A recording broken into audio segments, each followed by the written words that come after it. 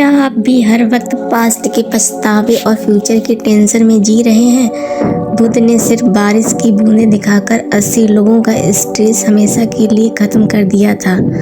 आज की इस डिजिटल वर्ल्ड में जहां हमारा दिमाग 10 चीज़ें एक साथ प्रोसेस कर रहा है, बुद्ध की ये वन ड्रॉप थ्योरी आपका गेम चेंजर साबित होगी। जानना चाहते हैं कैसे? पूरी स्टोरी के लिए कमेंट में लिखें बूंद। चलिए शुरू करते हैं। राजगीर की पहाड़ियाँ वैसाखी पूर्णिमा की सुबह को सोने जैसी चादर में लिपटी हुई थी। सुबह की पहली किरणें पहाड़ों की चोटियों को छू रही थी, मानो प्रकृति खुद को इस पवित्र दिन के लिए तैयार कर रही हो। आकाश में हल्के सफ़ेद बादल आराम से तैर रहे थे, जैसे कोई सफ़ेद रुई के फाहे हो जो धीरे धीरे अपना आकार बदल रहे हों। जंगल के बीचों बीच फैले एक विशाल खुले मैदान में भगवान गौतम बुद्ध अपने कुछ मुख्य शिष्यों आनंद, सारिपुत्र, मोगनलाल और अन्य के साथ विश्राम कर रहे थे। उनके चेहरे पर एक अलौकिक शांति थी, जैसे वे पूरे ब्रह्मांड की सामंजस्यता को अपने भीतर समेटे हुए हों। उनकी आंखें बंद थीं, पर उनकी मौजूदगी से पूरा वातावरण एक विशेष प्रकार के स्पंदन से भरा हुआ था। उनकी आंखें बंद थीं, पर उनकी मौजूदगी से पूरा वातावरण एक विशेष प्रकार के स्पंदन से भरा हुआ था। आनंद धीरे से बुद्ध के पास पहुँचे और विनम्रता से झुकाया। भंते, आज एक विशेष समूह आपसे मिलने आया है। इनमें कुछ ऐसे युवा हैं जो जीवन के मकसद को लेकर भटक रहे हैं। कुछ गृहस्थ हैं जो दुनिया के बंधनों और जिम्मेदारियों के बीच फंसे हुए हैं, और कुछ बुजुर्ग साधक हैं जो मृत्यु के डर से मुक्ति चाहते हैं। वे सभी आपसे कुछ ऐसा सुनना चाहते हैं जो उनके दिल की बेचैनी को शांत कर सके। बुद्ध ने अपनी करुणापूर्ण आंखें खोली। उनकी नज़र दूर पहाड़ियों पर टिक गई, मानो वे प्रकृति से ही कोई संदेश पढ़ रहे हों। आनंद, सबको वहीं बैठने के लिए कहो जहां से झरने का नज़ारा साफ दिखाई दे। आज प्रकृति खुद शिक्षक बनेगी। आनंद ने आज्ञा का पालन किया। शिष्यों का समूह लगभग 80 से 90 लोग चट्टानों और हरी घास पर बैठ गए। उनके चेहरों पर उत्सुकता और थकान, उम्मीद और शक के भाव साफ झलक रहे थे। एक युवक जिसके हाथों में अभी भी खेती की मिट्टी के निशान थे, बेचैनी से अपनी धोती के कोनों को मोड़ रहा था। एक मध्य आयु की महिला जिसकी आंखों में मां होने की चिंता और गहरी थकान थी, सामने की तरफ टकटकी लगाए बैठी थी। एक बुजुर्ग आदमी जिसकी पीठ झुकी हुई थी और हाथ कांप रहे थे, ध्यान से बुद्ध को देख रहा था, मानो उनके हर शब्द में जीवन का राज छुपा हो। बुद्ध धीरे धीरे एक ऊंची चिकनी चट्टान पर चढ़े जो प्राकृतिक रूप से एक आसान जैसी लग रही थी। उनके पीछे एक विशाल बरगद का पेड़ था जिसकी जटाएं जमीन की तरफ लटक रही थी। सामने एक छोटा सा झरना था जो पहाड़ी से नीचे गिरते हुए एक मधुर लगातार आवाज पैदा कर रहा था। हवा में खिले हुए चंपा और जूही के फूलों की खुशबू थी और दूर से पक्षियों का मीठा स्वर सुनाई दे रहा था। बुद्ध ने सभा को देखा। उनकी नज़र हर व्यक्ति पर ठहरी, मानो वे उनकी आत्मा की गहराई तक पहुंच रहे हों। फिर वे मुस्कुराए, एक ऐसी मुस्कुराहट जिसमें पूरे ब्रह्मांड की करुणापूर्ण स्वीकृति थी। मैं जानता हूँ, उन्होंने नरम लेकिन स्पष्ट आवाज़ में कहा, कि तुम सबके दिल में सवालों का एक दर्द है। कोई पूछता है मैं क्या हूँ, कोई पूछता है क्या मकसद है, कोई पूछता है इस दुख से आज़ादी कैसे मिलेगी। लेकिन आज मैं तुम्हें कोई जवाब नहीं दूंगा। एक सन्नाटा छा गया। शिष्य हैरानी से एक दूसरे को देखने लगे। क्या यही वो महान शिक्षक थे जिनके बारे में उन्होंने इतना सुना था? क्या वे उनके सवालों को बिना जवाब दिए छोड़ देंगे? बुद्ध ने आगे कहा, जवाब तो तुम्हारे भीतर ही मौजूद है। मैं तो बस वो आईना बनूंगा जो तुम्हें खुद को देखने में मदद करे। आज हम सब यहाँ बैठेंगे और बस सुनेंगे। इतना कहकर बुद्ध ने अपनी आंखें बंद कर ली। उनके हाथ ध्यान मुद्रा में घुटनों पर रखे थे। कुछ शिष्यों ने भी आंखें बंद कर लीं, जबकि कुछ हैरानी से एक दूसरे को देखते रहे। तभी एक अद्भुत घटना घटी। धीरे धीरे आकाश में बादल छाने लगे। सफ़ेद बादल गहरे भूरे और फिर काले हो गए। हवा में एक अजीब सी ठंडक और नमी फैल गई। दूर से गर्जने की हल्की आवाज़ आने लगी और फिर जैसे किसी अनदेखे निर्देशक ने आदेश दिया हो, पहली बूंद गिरी। यह बूंद सीधे बुद्ध के माथे पर गिरी और उनकी भौहों के बीच से होती हुई नीचे तक बह गई, मानो प्रकृति खुद उनका अभिषेक कर रही हो। फिर दूसरी, तीसरी, 10वीं, 100वीं अचानक एक हल्की फुहार शुरू हो गई, जो धीरे धीरे लगातार बारिश में बदल गई। कुछ शिष्य घबरा गए। वे उठने लगे, आश्रय की तलाश में इधर उधर देखने लगे। वह युवक जिसके हाथों में मिट्टी के निशान थे खड़ा हुआ और बोला, भंते, हम भीग जाएंगे, क्या हमें कहीं आश्रय नहीं ढूंढना चाहिए? बुद्ध ने अपनी आंखें खोली। उनके चेहरे पर एक अजीब सी रोशनी थी, जैसे बारिश ने उन्हें और ज़्यादा जीवंत बना दिया हो। बेटा, डर कहाँ है? क्या यह पानी तुम्हें नुकसान पहुँचा रहा है या तुम्हारा दिमाग है जो भीगने की कल्पना से डर रहा है? युवक शर्मिंदा होकर बैठ गया। बुद्ध ने आगे कहा, जो डर तुम महसूस कर रहे हो वह इस वक्त के पल में नहीं है, वह भविष्य की एक कल्पना है। मैं भीग जाऊंगा, मुझे ठंड लग जाएगी, मेरे कपड़े गीले हो जाएंगे। क्या इस पल, इसी वक्त तुम्हें कोई तकलीफ हो रही है? युवक ने सोचा, सचमुच इस वक्त उसे कोई दर्द नहीं था। बारिश की बूंदें उसकी त्वचा पर एक सुखद ठंडक ला रही थी। बुद्ध ने सभा को संबोधित किया, बैठो मेरे प्यारे दोस्तों, बस बैठो और सुनो, इन बूंदों की भाषा सुनो, प्रकृति का यह संगीत सुनो। सब फिर से बैठ गए, हालांकि कुछ अभी भी बेचैन थे। बुद्ध ने अपना हाथ फैलाया, हथेली आकाश की तरफ। कुछ पलों में उनकी हथेली में बूंदों ने एक छोटा सा तालाब बना लिया। देखो, बुद्ध ने कहा, इस एक बूंद को सभी ने ध्यान से देखा। क्या तुम बता सकते हो कि यह बूंद कहाँ से आई है? क्या यह वही बूंद है जो पहले मेरे माथे पर गिरी थी? क्या यह वही पानी है जो कल इसी झरने में बह रहा था? क्या यह वही आधार है जो सदियों पहले समुद्र का हिस्सा था?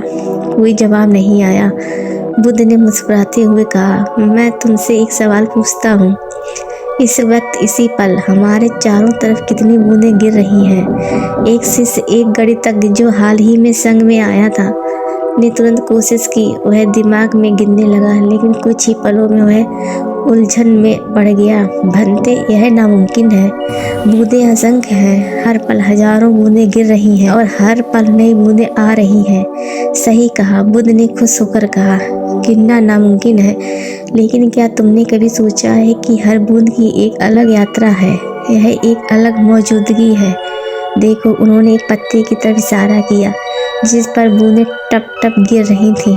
यह बूंद इस पत्ते पर गिरी, ठहरी और फिसलकर नीचे गिर गई। वह बूंद सीधे जमीन पर गिर गई और मिट्टी में समा गई। एक तीसरी बूंद उस पत्थर पर गिरी और छटक कर हवा में वापस चली गई। बुद्ध ने गहरी सांस ली। हर बूंद की एक अनोखी कहानी है, लेकिन क्या तुमने देखा, कोई भी बूंद दूसरी बूंद से ईर्ष्या नहीं कर रही।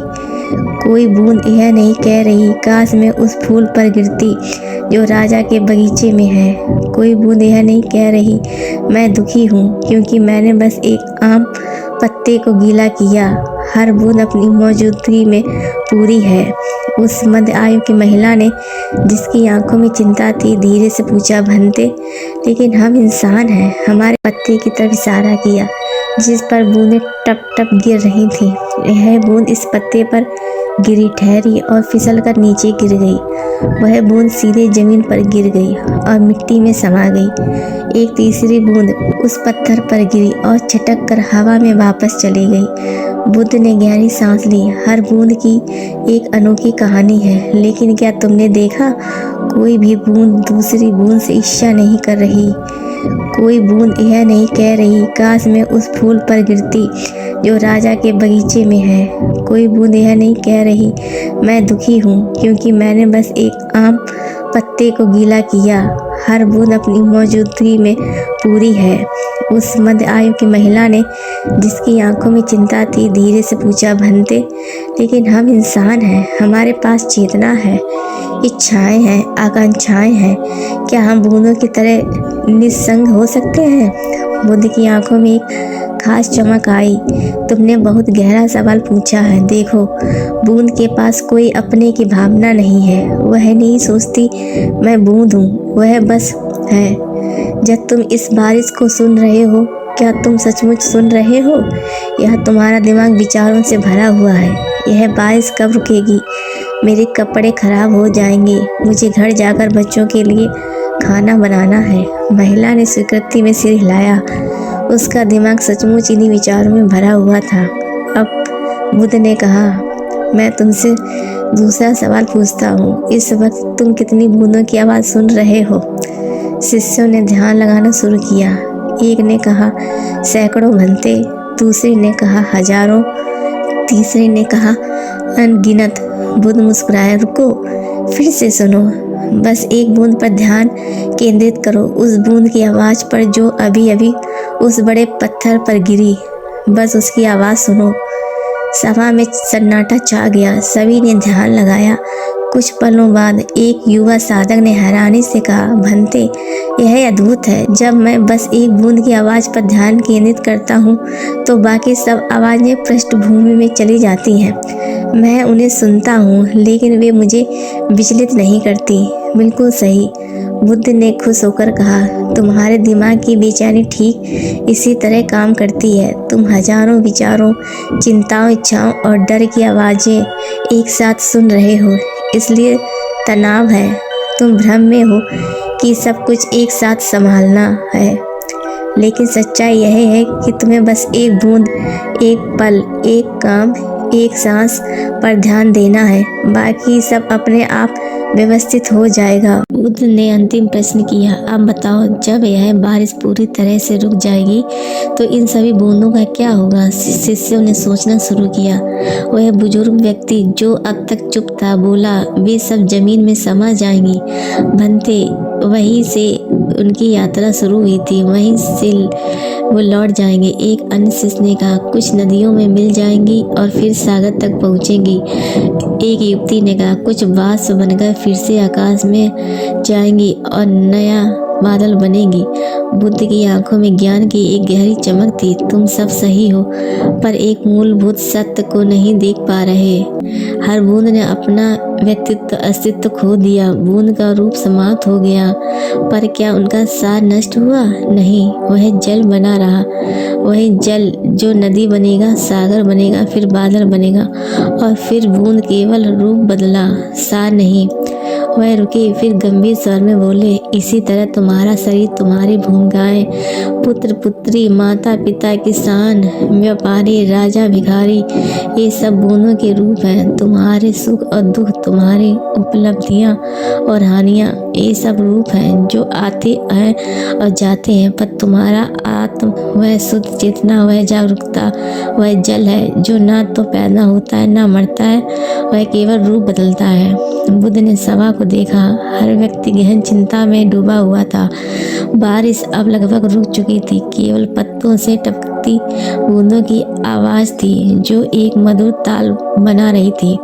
जब तुम इस सत्य को गहराई से समझ लोगे कि तुम रूप नहीं हो, सार हो, तो मृत्यु का भय, हानि का डर, परिवर्तन का सब मिथ्या हो जाएगा। तुम उस पर अमर धारा के साथ एक हो जाओगे जो सभी अस्तित्व के मूल में प्रवाहित है। सूर्य अब पूरी तरह से निकल आया था। आकाश में एक सुंदर इंद्रधनुष बन गया था, मानो स्वर्ग ने पृथ्वी को आशीर्वाद दिया हो। 7 रंगों का वह विशाल धनुष पूरे आकाश में फैला हुआ था और उसके नीचे बुद्ध और उनके शिष्य बैठे थे।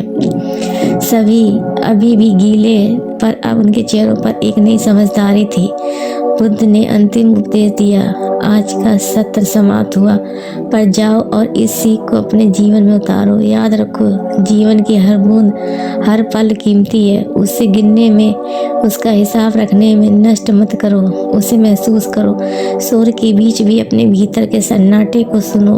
अतीत के स्मरण और भविष्य की चिंता में वर्तमान को न गवाओ और सबसे महत्वपूर्ण रूपों से मत डरो, क्योंकि तुम्हारा सार उन सबसे परे शाश्वत और अमर है। सभी विसर्जित हुई शिष्यों के चेहरे पर पहले जैसी अशांति और भ्रम नहीं था। उस युवक के चेहरे पर एक नई दृढ़ता थी। वह अब खेती को एक कर्तव्य नहीं बल्कि एक ध्यान के रूप में देखेगा। वह समझ गया था कि हर बीज बोना एक पवित्र क्रिया है, हर फसल काटना प्रकृति के साथ सहयोग का नृत्य है। उस मध्यम आयु की महिला की आंखों में शांति थी। वह अब अपने बच्चों की देखभाल को भार नहीं बल्कि प्रेम का अवसर मानेगी। उसने समझ लिया था कि वह भूमिकाओं से अलग है और इसलिए अब वह उन भूमिकाओं में स्वतंत्र से रह सकेगी। उस वृद्ध व्यक्ति के चेहरे पर मृत्यु का भय नहीं बल्कि एक गहरी स्वीकृति थी। वह अब अंत को समापन नहीं बल्कि रूपांतरण मानेगा। उसकी कांपती उंगलियों ने अब शांति पाई थी क्योंकि वह जान गया था कि वह इस शरीर से बड़ा है। जैसे जैसे शिष्य चले गए, बुद्ध अभी भी चट्टान पर बैठे रहे।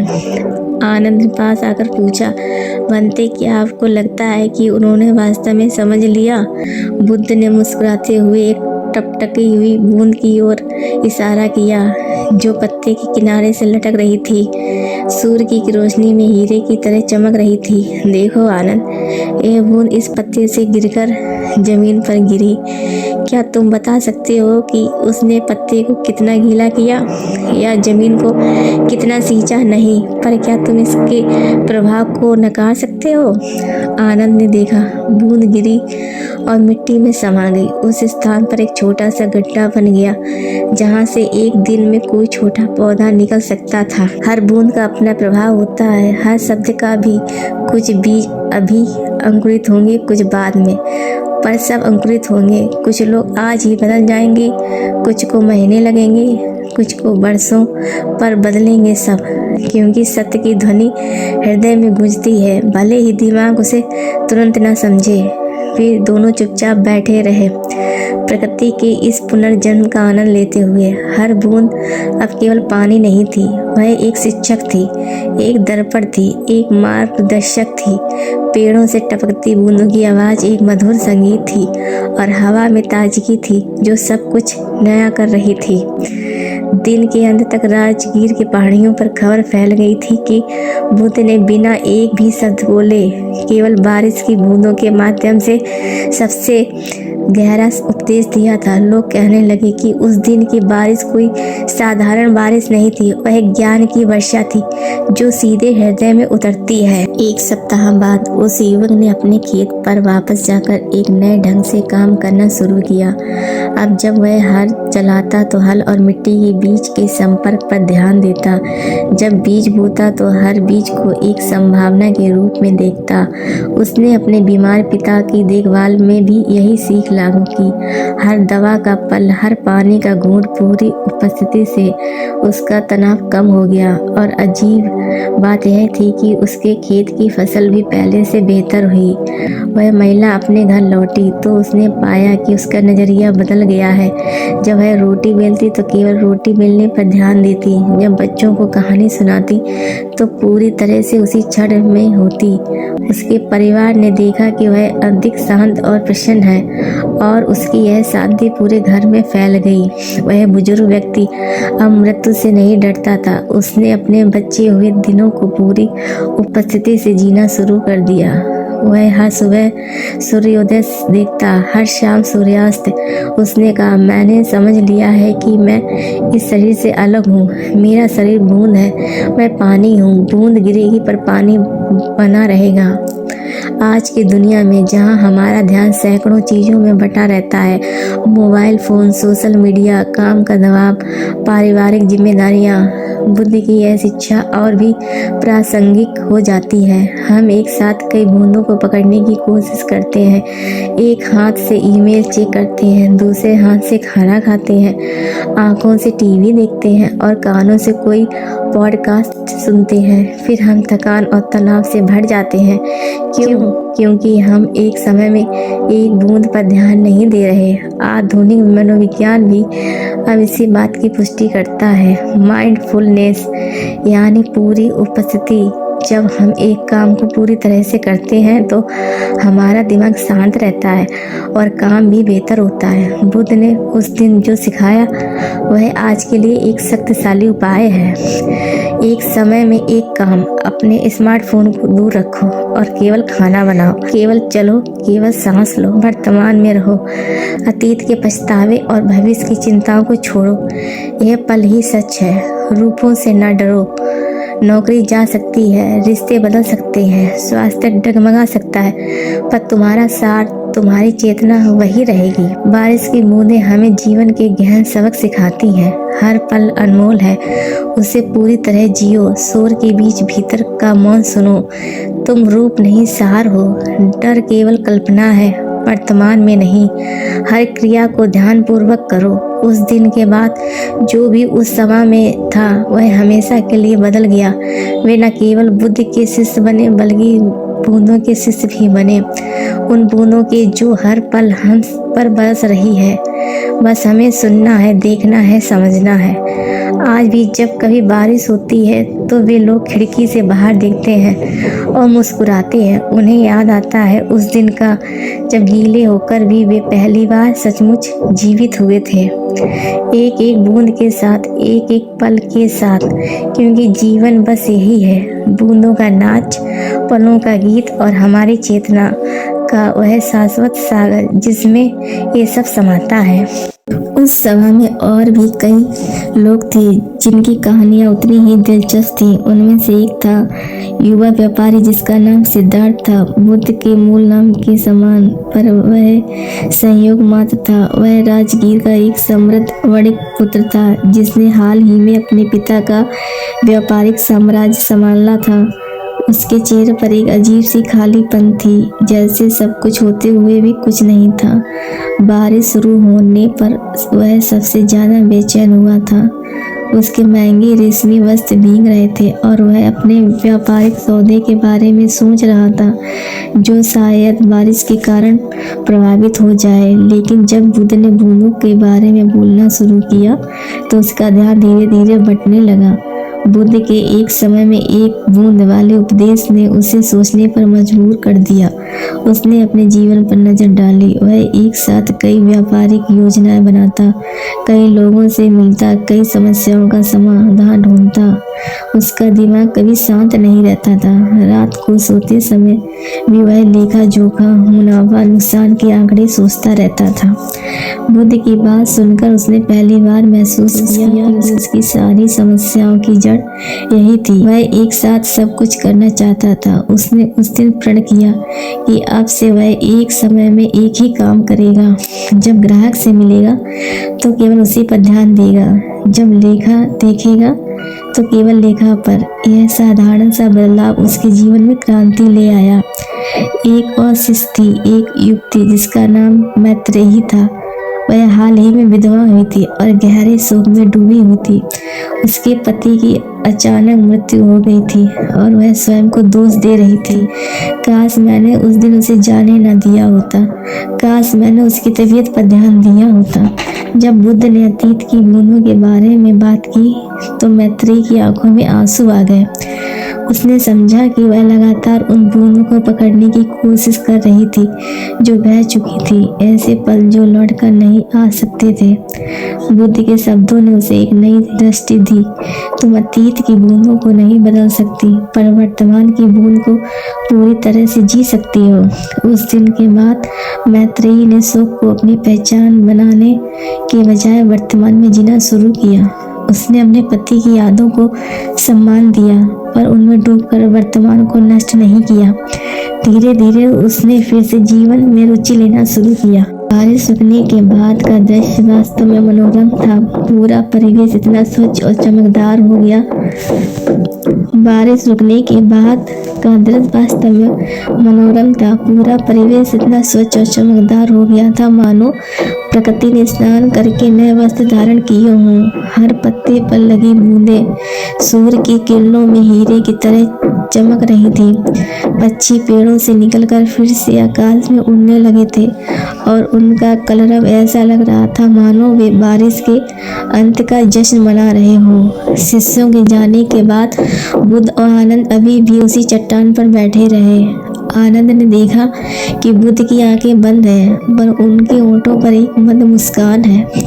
बनते आनंद ने विनम्रता से पूछा, क्या आज का उपदेश पहले से योजनाबद्ध था? क्या आप जानते थे कि आज बारिश होगी? बुद्ध ने आंखें खोली और आनंद की ओर देखा। आनंद, प्रकृति के साथ वही संबंध है जो शिक्षक का शिष्य से होता है। कभी कभी बस सुनने और देखने से ही सब कुछ प्रकट हो जाता है। मैंने सुबह हवा की दिशा देखी, बादलों के आकार को समझा और पक्षियों के व्यवहार को देखा, पर इससे भी महत्वपूर्ण है, मैंने इन लोगों के हृदय की प्यास देखी। उन्हें बारिश की आवश्यकता थी, न केवल शरीर के लिए बल्कि आत्मा के लिए भी। आनंद ने सोचा, लेकिन बनते, आपने तो बहुत कम शब्द बोले, ज़्यादातर समय तो बारिश ही बोलती रही।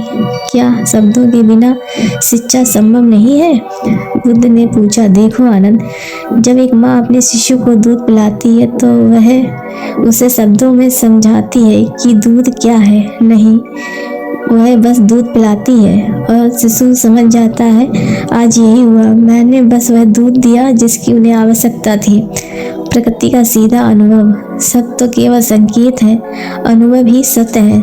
दूर से कुछ बच्चों की हंसी सुनाई दी जो बारिश के पानी में छपाके मार रहे थे।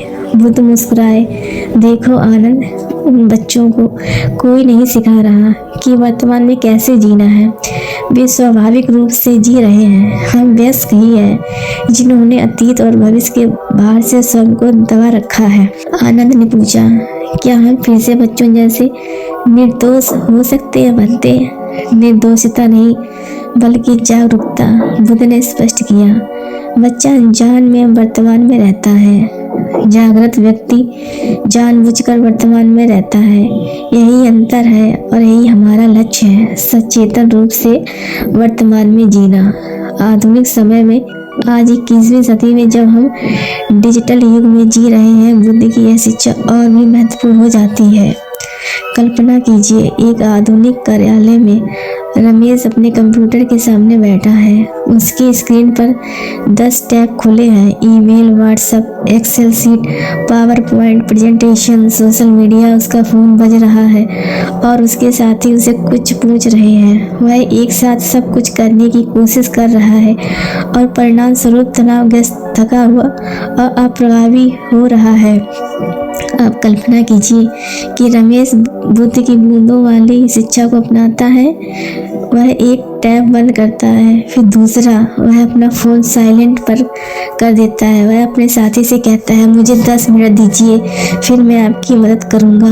और वह केवल एक काम पर ध्यान केंद्रित करता है, उस प्रेजेंटेशन को पूरा करना जो वास्तव में महत्वपूर्ण है। परिणाम क्या होता है?